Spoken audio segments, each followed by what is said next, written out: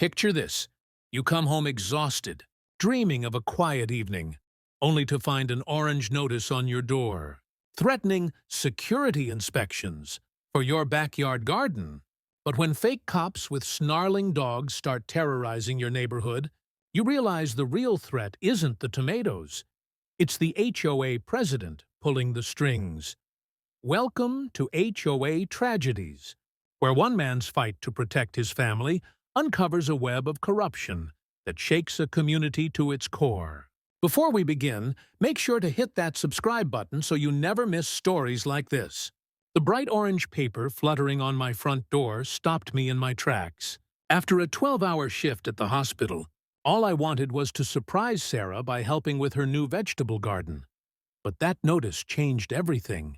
My hands shook as I read the words, "Immediate action required," stamped across the top in bold black letters. I'd heard stories about Barbara Thompson, our HOA president, from other neighbors. She'd moved in 6 months ago and somehow got herself elected within weeks.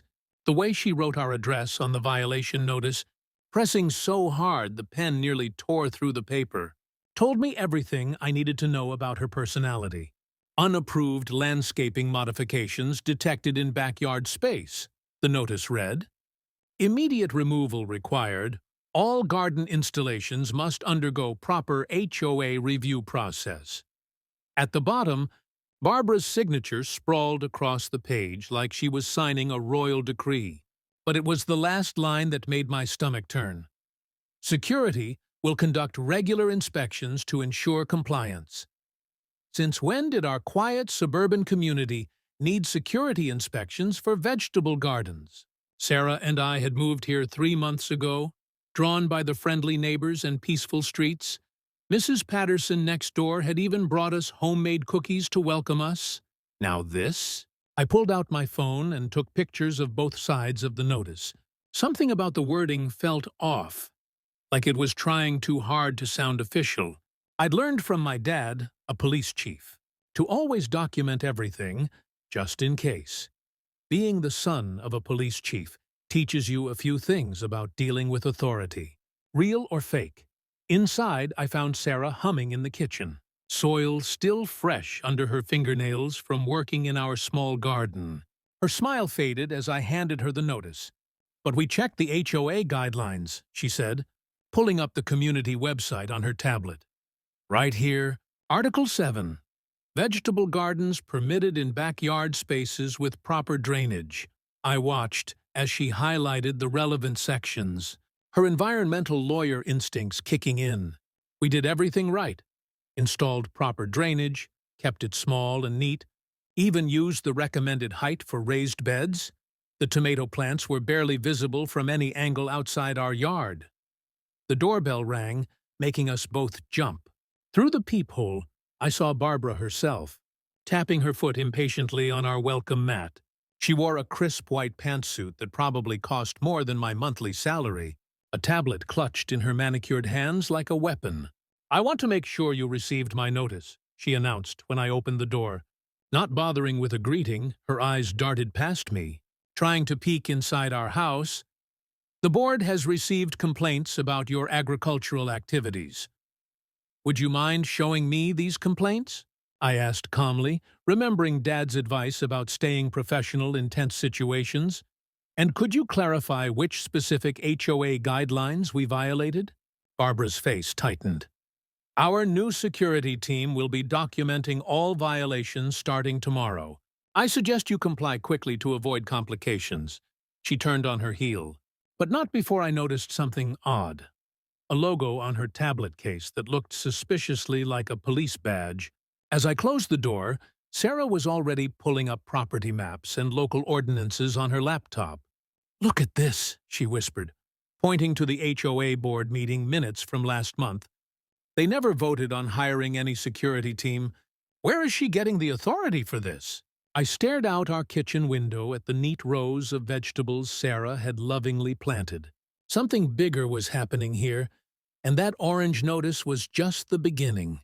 I picked up my phone to call Dad, then stopped. Maybe it was too soon to involve him. But as I watched Barbara stride down our street, stopping to take photos of other homes with her tablet.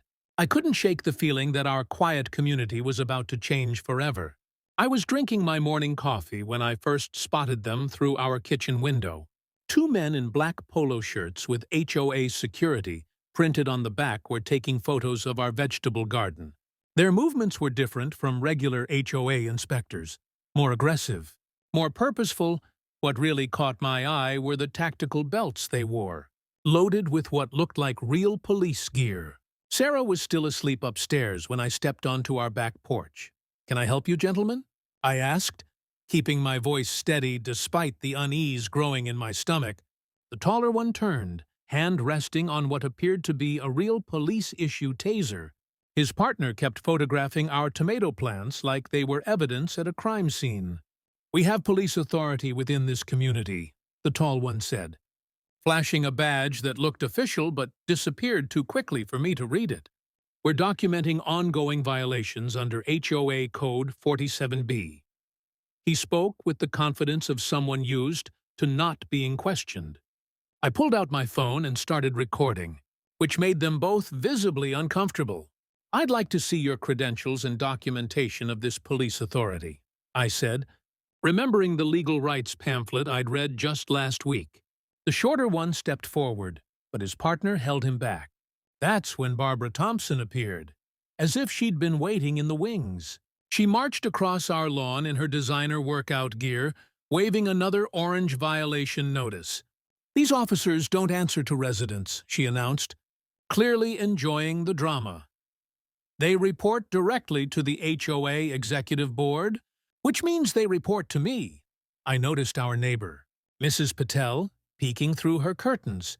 When our eyes met, she quickly disappeared, but not before I saw the fear on her face. Something about that look made my skin crawl. Later that morning, while reviewing my phone footage, I noticed details I'd missed in the moment. The officers had no name tags. Their badges didn't match any local law enforcement design I'd ever seen, and the equipment on their belts. It looked real, but something was off about the positioning. I spent my lunch break researching private security regulations in our state. Every legitimate company needed specific licenses and permits, especially if they were carrying weapons.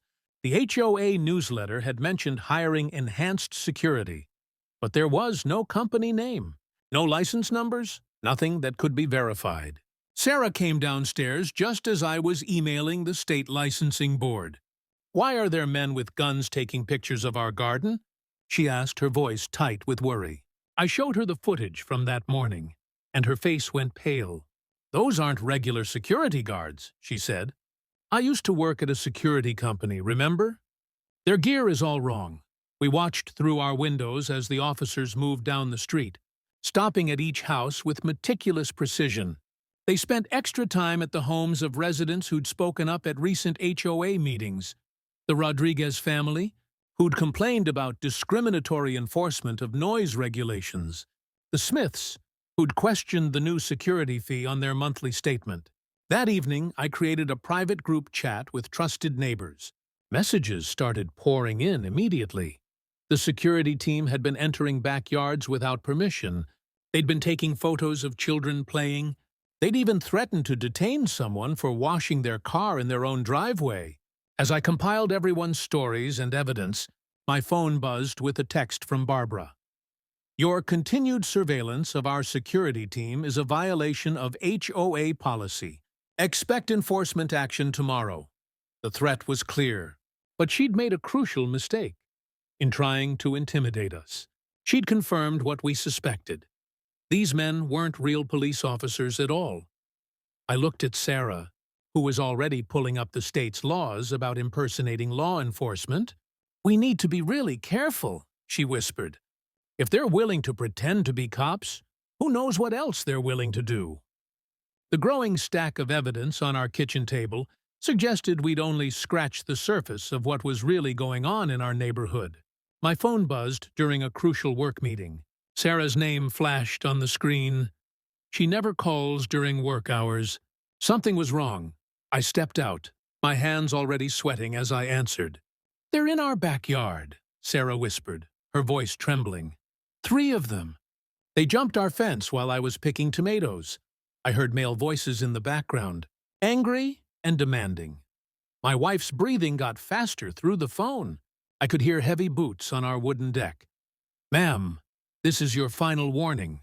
Exit the garden now," the voice said, trying to sound official. But there was something off about it. "We have authorization to remove you by force." "I'm not leaving my own property," Sarah said firmly, but I could hear the fear in her voice. "Show me your real police badges, or leave now." The sound of a radio crackling made my stomach drop. Unit 2, subject is non-compliant, requesting K-9 backup at 1242 Maple Drive. I was already running to my car, my tie whipping in the wind. "Sarah, I'm on my way. Don't move. Call 911 right now." "These aren't real cops." Through the phone, I heard Barbara's shrill voice. "Mrs. Williams, your garden is a direct violation of HOA aesthetic guidelines. Section 4.3, my security team has full authority to remove unauthorized plantings and trespassers." Trespassers. Sarah's voice rose in disbelief. "I live here, and those tomato plants are in our backyard." I put the phone on speaker as I sped home, breaking every speed limit. Sarah kept the line open, and each sound made my heart race faster. The click of a weapon being unfastened, heavy footsteps approaching, Barbara's smug voice listing violations. "Look what I found," one of the security men said. "Hispanic-style peppers. Definitely not approved vegetation." "They're jalapenos," Sarah shouted. "Since when do vegetables have ethnic restrictions?" I heard our garden gate creak, the one I'd installed just last weekend. More boots on gravel, someone yanking at plants. "Stop touching our property!" Sarah yelled. "My husband's already called the real police." Barbara's laugh sent chills down my spine. "Dear, we are the police in this community. The HOA charter gives us full authority. Now step aside, or my men will remove you." The sound of a dog barking in the distance made my blood run cold. They were really bringing in K-9 units for a vegetable garden dispute. I switched lanes aggressively, drawing angry honks. 5 more minutes. Just 5 more minutes. "This is what happens when you ignore warnings," Barbara said. "First, the unapproved plants, then the unauthorized garden stakes. And now resisting HOA security, you people need to learn respect for authority." "You people?" Sarah's voice was quiet but strong. I heard her phone camera clicking. "Please say that again, Barbara. I'm recording everything." The sound of scrambling feet. Barbara's sharp intake of breath. "Confiscate that phone. It's against HOA policy to record security operations." I heard Sarah scream as someone grabbed at her. The phone clattered to the ground but stayed connected. Through the speaker, I heard the growing rumble of a large dog's growl getting closer. "Barbara Thompson," Sarah shouted, "if that dog touches me, you'll be in handcuffs before sunset."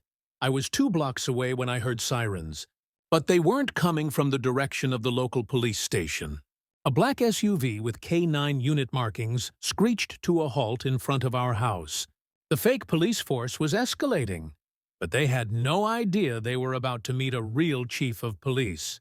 My hands gripped the steering wheel so hard my knuckles turned white. I'd seen power-hungry HOA boards before, but this was something else entirely. As I turned onto our street, I saw the crowd gathering, neighbors with phones raised, recording everything. Barbara's security team had finally gone too far, and now everyone would see exactly who they really were. My tires screeched as I pulled into our driveway, and what I saw made my heart stop. Sarah was backed against our front door, her gardening gloves still on, dirt smudged on her cheek.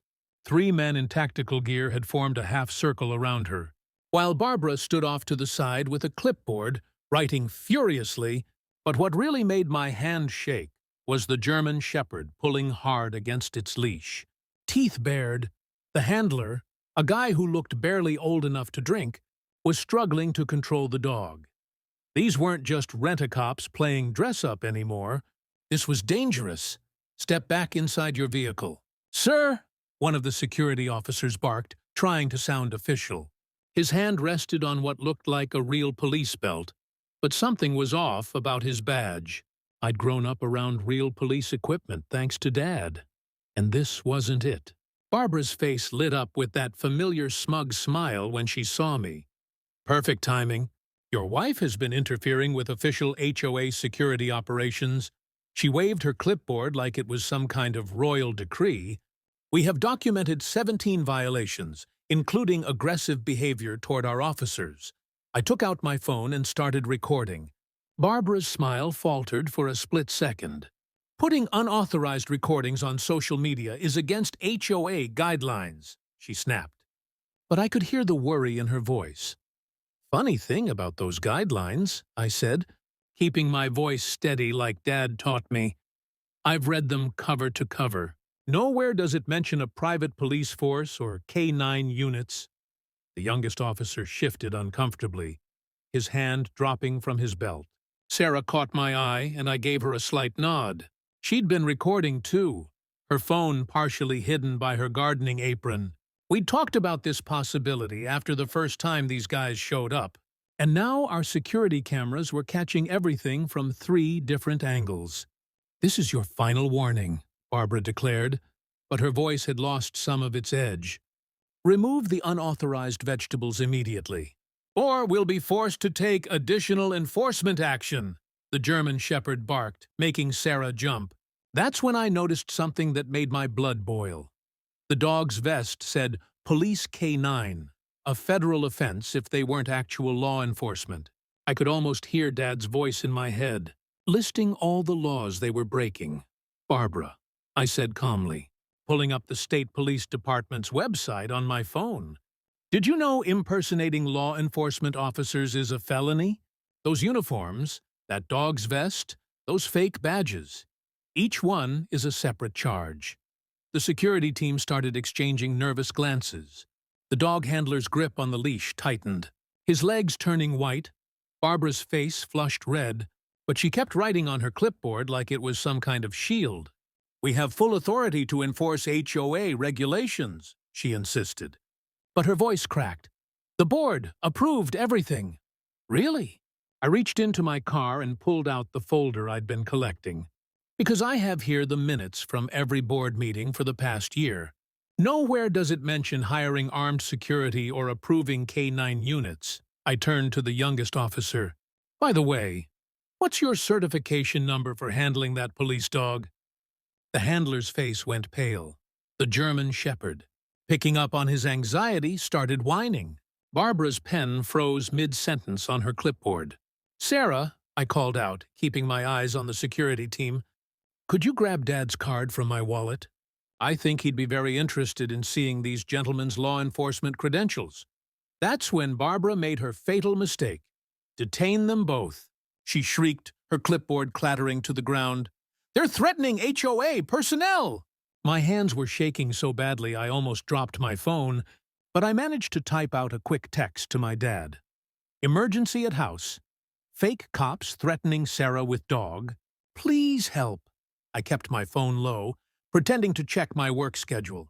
While Barbara ranted about our garden violating some made-up rule about aesthetic cohesion, the lead security guy kept his hand on the German shepherd's harness, making sure we could see how eager the dog was to leap forward. Sarah stood her ground, but I could see her terror. She'd been bitten by a dog as a kid, and never quite got over that fear. That's exactly what these bullies were counting on. I checked my phone every few seconds. Trying not to be obvious, Dad had read my message. 3 dots appeared as he typed, My heart was racing. In 20 years as chief of police, he'd seen every kind of scam and power trip imaginable. But this was personal. Barbara was getting louder, waving some kind of official-looking document in Sarah's face. As per Section 8, Paragraph 12 of our enhanced security protocols, she started. But I cut her off. Could you show me where the HOA board approved these protocols? I asked calmly. That threw her for a loop. The security team leader, his fake badge saying Captain Reynolds, stepped forward. Sir, you're interfering with a sanctioned HOA operation, he growled, letting the dog pull forward just a little bit more. I noticed his hand was shaking slightly. These guys were amateurs playing dress-up, but that made them even more dangerous. Just then, I heard it, the faint sound of sirens in the distance. Barbara was too busy reading from her rule book to notice. But Captain Reynolds's head snapped up. He knew that sound meant trouble. The other two security guys started shifting nervously. The sirens got louder. One of the fake officers touched his earpiece. Probably just for show, since I doubted they could afford real radio equipment. "Maybe we should," he started to say. But Barbara whirled on him. "Don't you dare back down now. I'm paying you good money to show these people who's in charge." That's when the first real police car rounded the corner, lights flashing, then another and another. The look on Barbara's face was priceless as 5 patrol cars surrounded my house, cutting off any escape route. The German Shepherd, sensing the shift in power, sat down and whined. Dad stepped out of the lead car, and I've never been so proud to be his son. He wasn't wearing his usual business suit. He was in full chief of police uniform, badge gleaming. He'd clearly been in a meeting when he got my text, but he didn't waste a second responding. "Barbara Thompson," he called out, his voice carrying that special tone that only comes from decades of real police work. "I'm Chief Anderson. Would you care to explain why you have unauthorized personnel impersonating law enforcement officers on private property?" Barbara's face went through about 5 different expressions in 3 seconds. Confusion, recognition, fear, anger, and finally, panic. She looked at me, then at Dad, then back at me. The pieces clicked together in her head. The security team tried to back away, but Dad's officers had already formed a perimeter. The German Shepherd, proving it had more sense than its handlers, lay down and rolled over, tail wagging at the real police K-9 unit that had just arrived. "I can explain everything," Barbara stammered. But Dad held up his hand. "I'm sure you can, ma'am. We'll have plenty of time for that down at the station. Right now, I'm more interested in where these gentlemen got their equipment and credentials." He turned to the fake security team. "Speaking of which, those badges look remarkably similar to official police identification." "That's a federal offense, gentlemen."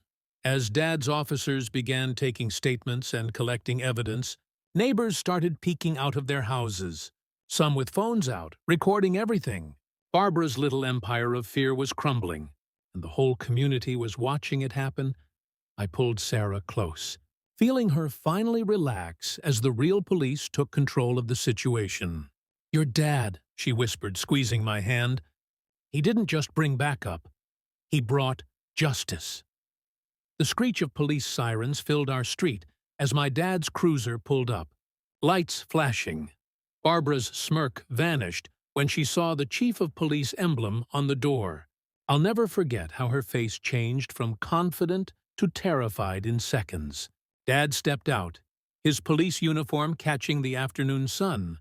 The fake security team's German Shepherd suddenly sat quiet, as if it knew a real authority figure had arrived. 20 years as chief of police had given my father a presence that no fake badge could match. "I'd like to see your security licenses and K-9 unit certifications," Dad said calmly, his voice carrying across our front yard. The 3 security officers looked at each other, their tough guy act crumbling. The one holding the dog's leash started backing away. Barbara jumped in, waving a folder of papers. "We have all the necessary HOA authorizations right here," she said, her voice higher than usual. "These officers are fully within their rights to enforce our community guidelines." Dad took the folder but didn't open it. Instead, he pulled out his phone and showed Barbara something on the screen. "Interesting," he said, "because according to state records, there's no licensed security company registered under your HOA's name and that K-9 unit. The closest authorized police dog training facility hasn't certified any private security dogs in 2 years." The color drained from Barbara's face. The security team leader, a tall man with a buzz cut who'd been so intimidating moments before, now couldn't seem to look anyone in the eye. 2 real police officers approached him.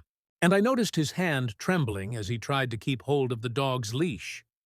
"Sir," one of Dad's officers said, "that's department-issued gear you're wearing. Mind telling me where you got it?"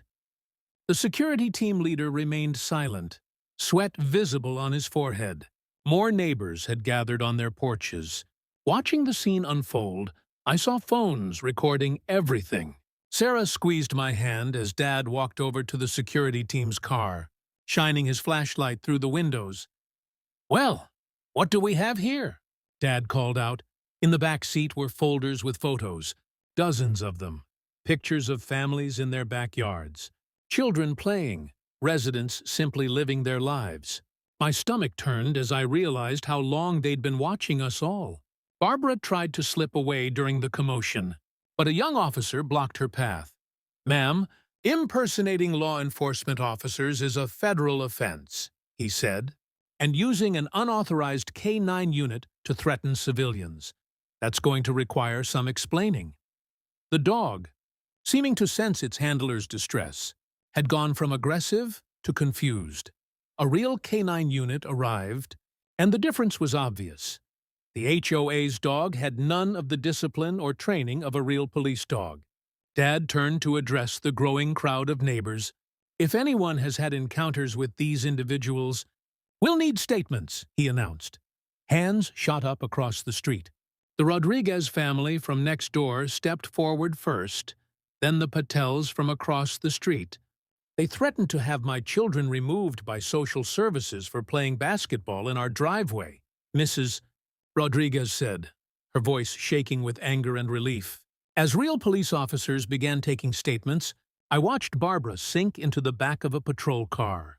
Still clutching her HOA rulebook, the security team was being cuffed, their fake badges and real weapons confiscated. Their German Shepherd, now revealed as just an untrained dog used to scare people, was being gently led away by the real K-9 unit officer. Sarah walked over to my dad, giving him a tight hug. "Thank you," she whispered. Dad just nodded, but I could see the anger in his eyes as he looked through more of the surveillance photos from the security team's car. A news van pulled up at the end of our street. Barbara saw it through the patrol car window and finally broke down crying.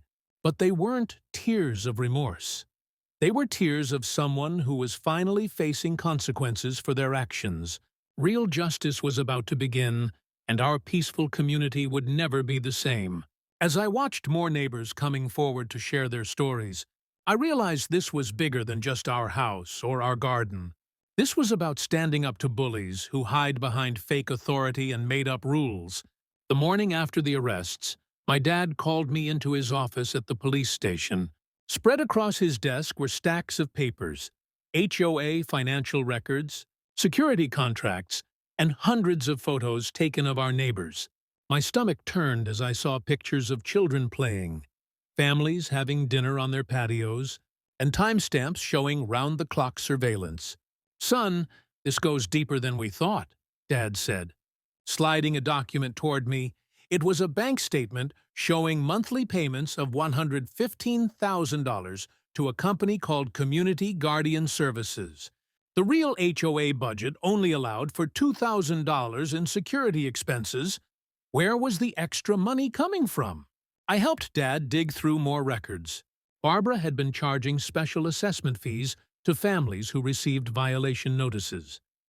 The more we looked, the worse it got. The Rodriguez family had paid $3,000 in security deposits after their birthday party incident. The Patels were charged extra maintenance fees for their vegetable garden. The fake security team's background checks revealed even more shocking details. None of them had real law enforcement training. Their leader, Mike Stevens, had been fired from 3 different police departments for excessive force. The K-9 unit wasn't even a trained police dog. It was Stevens's personal pet that he used to scare residents. My phone buzzed with a text from Sarah. She'd been talking to Mrs. Patel, who shared videos of the security team rifling through her mailbox last month. Other neighbors started sending evidence too. Ring doorbell footage, cell phone videos, written threats from Barbara. Each piece of evidence made my blood boil more. Dad's detective, Lisa Martinez, burst into the office waving a document. "Chief, we found their training manual." The pages detailed how to target specific residents, what times to photograph families, and even scripts for threatening people who questioned their authority. Barbara's handwritten notes in the margins made it clear. This wasn't about security. It was about control. The investigation revealed Barbara had a history of power abuse. She'd run similar schemes in 2 other communities before moving here, both times leaving just as people started asking questions about missing funds. This time, she hadn't counted on messing with a police chief's family. By afternoon, reporters gathered outside the station.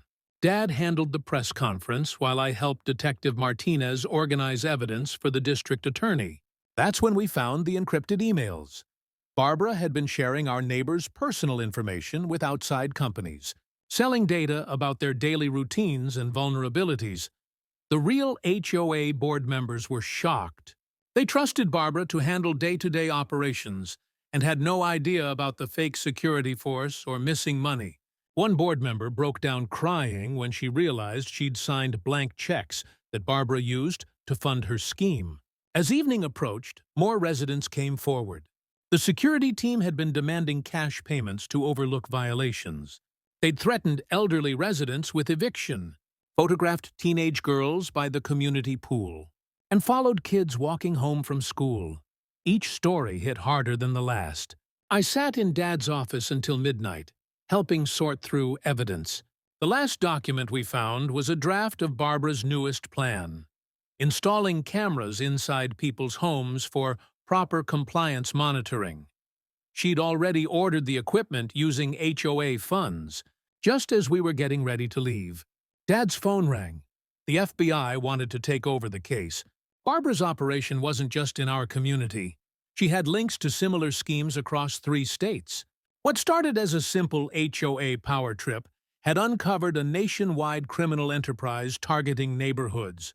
Looking at the mountain of evidence on Dad's desk, I thought about Sarah in our garden, the Patels tending their vegetables, and all our neighbors who'd lived in fear.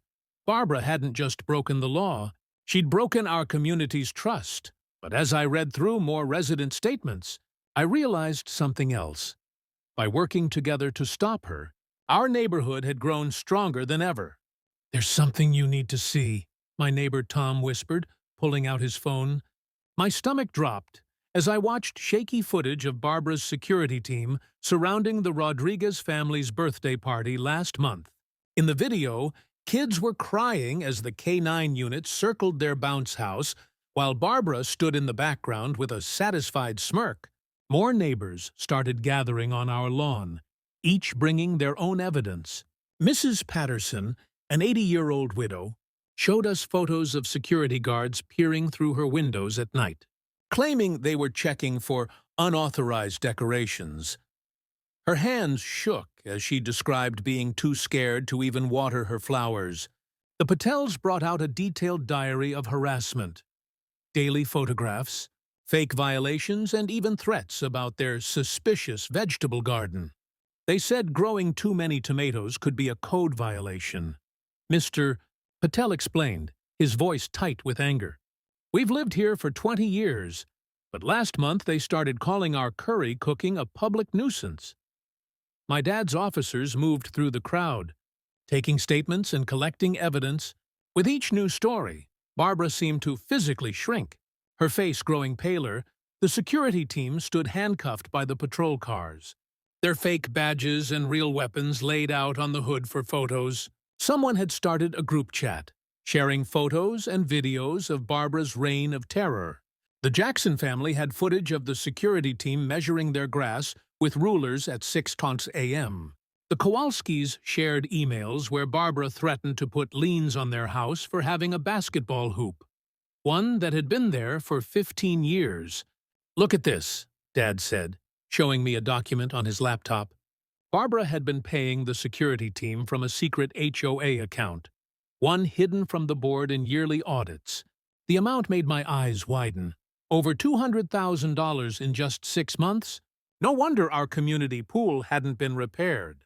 A news van pulled up, attracted by all the patrol cars. Barbara tried to hide her face, but her distinctive red power suit made her easy to spot. As the reporters started interviewing neighbors, more people drove in from nearby streets, turns out. Barbara's security team had been harassing people well beyond our HOA's boundaries. The Martinez family from 2 blocks over brought security camera footage of the team trying to issue them citations. Even though they weren't even part of our HOA, the team had flashed badges and threatened to arrest their teenage son for skateboarding suspiciously. My dad pulled me aside, his face serious. "This goes deeper than we thought," he said quietly. "These guys have warrants in 3 counties for similar scams. They target communities with power-hungry HOA presidents, convince them they need special security, then use that authority to case houses for robberies. As the sun started setting, our street looked like a block party. If block parties had police evidence, technicians, and news reporters, neighbors who had never spoken were hugging and crying together. Sarah brought out cold drinks for everyone, and the Rodriguez kids were finally able to finish their interrupted birthday party, this time with real police officers singing along. Barbara sat alone in the back of a patrol car, watching as her carefully constructed kingdom crumbled. Her phone kept buzzing. Probably the real HOA board members seeing themselves on the evening news. Tomorrow would bring lawyers and investigations, but tonight, for the first time in years, our neighborhood felt like a real community again. Looking around at all the smiling faces and sharing stories, I realized Barbara's biggest crime wasn't the fraud or the fake security force. It was stealing our community's trust in each other. As Dad always said, real security doesn't come from badges and uniforms. It comes from neighbors who look out for each other. My hands shook as I watched the real police officers put handcuffs on Barbara. Her face turned from its usual angry red to ghost white when they read her rights. The fake security team tried to run, but Dad's officers had already blocked every exit from our neighborhood. One of them even tried to hide in Mrs. Patterson's rose bushes. That didn't end well for anyone, especially the roses. The next morning, our street was packed with news vans. Reporters couldn't believe that an HOA president had created her own illegal police force. My phone kept buzzing with messages from friends sharing links to the story. Local HOA president arrested for running fake police operation was trending on every local news website. Dad called a community meeting at the police station. One by one, our neighbors stood up to tell their stories. The Rodriguez family showed videos of the fake officers threatening their kids for playing basketball after 6:00 p.m. The Patels shared photos of the security team writing fake tickets for their non-regulation mailbox height. Each story made the charges against Barbara more serious. But the biggest shock came when the police forensic accountant presented his findings. Barbara hadn't just hired illegal security. She'd stolen over $200,000 from our HOA funds to pay for her private army. The money that should have gone to fixing the community pool and maintaining the playground had instead bought tactical gear and that poor German shepherd. Speaking of the dog, we all got misty-eyed when the real K-9 unit officer told us how they'd rescued him. He'd been mistreated and poorly trained. Now he was going to a special program to be rehabilitated and maybe even become a real police dog someday. Dad let me visit him at the training center last week. He's already so much happier. The district attorney came to our next HOA meeting. She explained all the charges Barbara and her fake officers were facing: impersonating law enforcement, fraud, theft, intimidation, and civil rights violations. Some of the neighbors gasped when she said Barbara could face up to 15 years in prison. I caught myself feeling a little sorry for her until I remembered how she'd made Sarah cry. Then something amazing happened. People started sharing their old violation notices. Hundreds of them. We spread them out on tables in the community center, and a pattern emerged. Barbara had targeted specific families more than others, especially people of color and anyone who'd ever questioned her authority. The DA's eyes lit up when she saw this evidence of discrimination. The local newspaper ran a big story about how communities can protect themselves from HOA abuse. They interviewed Dad about the warning signs of fake security forces. Sarah got quoted about the importance of standing up to bullies, no matter what titles they give themselves. The reporter even mentioned our vegetable garden, the one that started this whole mess, as an example of reasonable homeowner rights. Last night, we had our first HOA board election since Barbara's arrest. The meeting room was packed. Even people who'd never come before showed up to vote. No one talked about lawn height regulations or mailbox colors. Instead, everyone discussed ideas for community improvements and ways to make our neighborhood more welcoming. The new board's first vote was to create a residents' Bill of Rights. No more surprise inspections. No more harassment. No more fake security forces. As I watched my neighbors sign the document, I noticed something had changed. People weren't afraid anymore. They were talking to each other, laughing, making plans for block parties and community projects. Barbara's lawyer tried to cut a deal, but the evidence was too strong. The DA said our community had set an example for the whole state.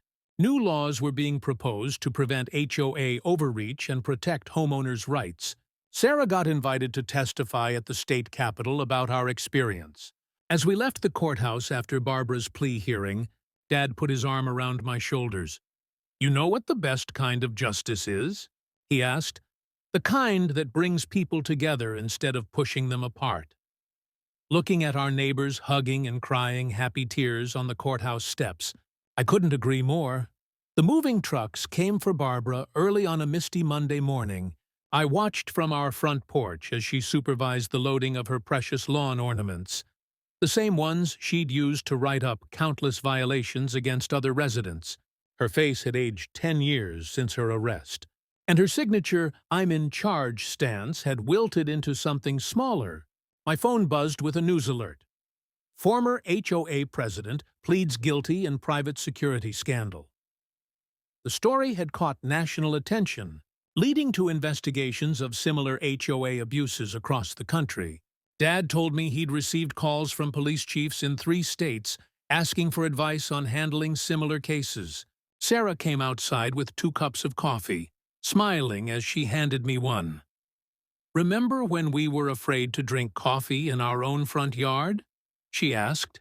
She was right. Just a year ago, Barbara's security team would have written us up for loitering on our own property. The community garden we'd planted in place of Barbara's precious ornamental lawn was bursting with life. Mrs. Patterson, who once reported her neighbors for ethnic cooking smells, now traded homegrown tomatoes for Mrs. Patel's curry recipes. The Rodriguez kids, who used to rush inside when security drove by, taught everyone how to grow the best jalapenos. My dad stopped by every Sunday, not as police chief anymore, but as a proud father and grandfather-to-be. Sarah's baby bump was just starting to show, and the thought of raising our child in this transformed community filled me with hope. The same neighbors who once lived in fear of each other now brought us baby clothes and parenting advice. The new Homeowners Council met in the community center, where Barbara's wall of shame, covered in violation notices, had been replaced with photos of neighborhood events. Sarah, leading her first meeting as council president, introduced a revolutionary idea. Using our budget for community programs instead of security patrols, last week, a documentary crew interviewed us about the transformation. They captured footage of our monthly block party, where Officer Rodriguez, a real police officer, played basketball with the kids while parents grilled and shared stories. The producer couldn't believe this was the same community she'd read about in the news. Barbara's old security office became a community resource center. The gun safes and surveillance equipment were replaced with books, board games, and a coffee station. The only uniforms allowed inside were those worn by our community service volunteers, identifiable by their bright yellow neighbor helper vests. Yesterday, I found an envelope in our mailbox. Inside was a letter from Barbara's daughter, who had moved her mother to a smaller house in another state. "Mom's starting therapy," she wrote. Watching your community heal helped her realize she needs to heal too. Attached was a photo of Barbara at her new home, smiling genuinely for the first time in years as she worked in her own small garden. Standing here now, watching new families move into our neighborhood, I think about how close we came to losing everything good about community living. Sarah squeezes my hand as we watch kids from every background playing freely in their front yards. No security cars in sight. The only sirens we hear nowadays are from the ice cream truck.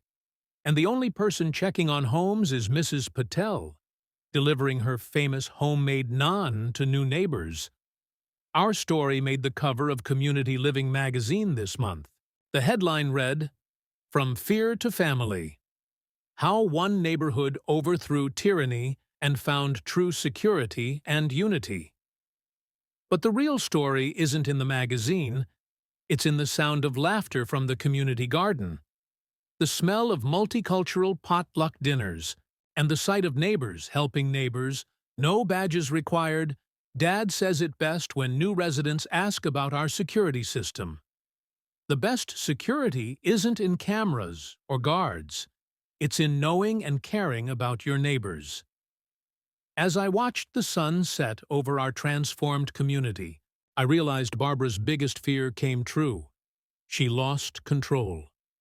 But in losing control, we all found something much more valuable: freedom to be neighbors in the truest sense of the word.